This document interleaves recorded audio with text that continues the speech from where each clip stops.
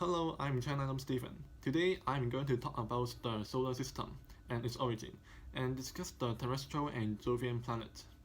So, what is solar system? It consists of the Sun and 8 planets.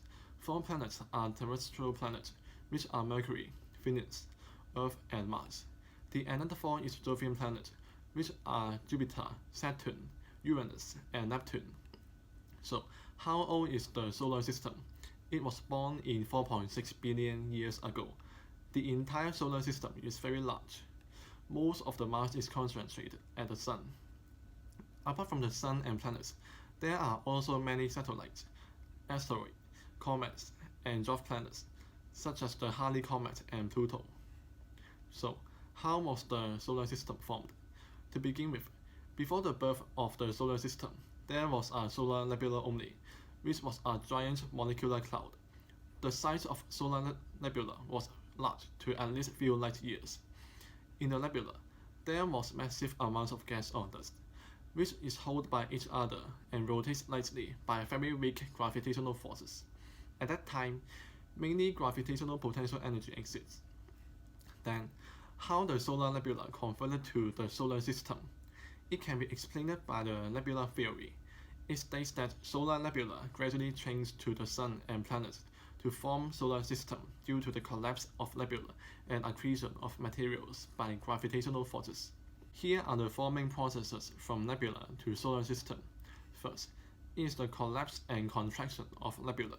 As we mentioned above, the nebula rotates slowly and slightly, but as there was a weak gravitational force, the nebula started to shrink and contract. By conservation of energy, while the nebula contracts, the gravitational potential energy changes to kinetic energy and heat. Besides, by conservation of angular momentum, while the radius of nebula decreases, the orbital velocity increases and hence rotates faster. The second step is the flattening of nebula and to become an accretion disk. There was a less angular momentum with a less direction when the gas rotates. So, all gas will follow and rotate with this direction. When the gas rotates faster, a spinning accretion disk was created. The third step is nuclear fusion. During the contraction, the gravitational potential energy changes to heat energy, which is the kinetic energy of molecules. Once the density and temperature of the core is high enough, then nuclear fusion begins. So, the Sun was born. The Sun can keep generating energy by losing the mass. And the last step is condensation and accretion. As we all know, the accretion disk is not uniform in temperature. The further away from the core, the lower the temperature. So, different materials condense at different temperature.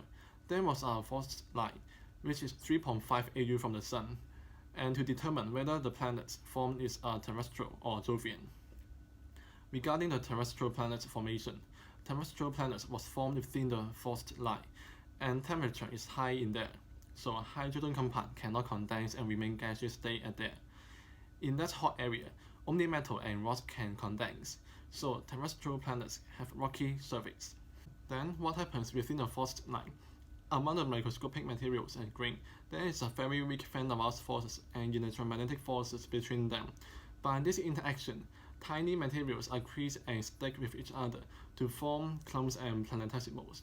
Since planetesimals have higher mass, the gravitational force is significant and pull the other planetesimals closer so that they can collide with each other to form protoplanets. After a long time of collision, the protoplanets accumulate to become terrestrial planets. In contrast, the Jovian planet was formed beyond the first line, where temperature is low. At that low temperature, hydrogen compound can condense to icy particles. Same as the terrestrial planets, accretions also exist in forming Jovian planets. If the icy planetesimals are larger and have a higher mass, gas can be captured due to the strong gravitational force. The formation of Jovian planets is similar to that of solar system. To simplify it, we call it a mini solar system. The gas and tiny minerals captured by the planetesimal can form its own mini accretion disk. So the grains can accrete in the disk and create satellites and ring system of Jovian planets. Here are the comparison between terrestrial and Jovian planets. The mass and volume of Jovian planets are higher, but their density is lower. Also, more number of satellites in the Jovian planet, and the ring system is present as well. Here is the reference, and it's the end of my presentation. Thanks for watching.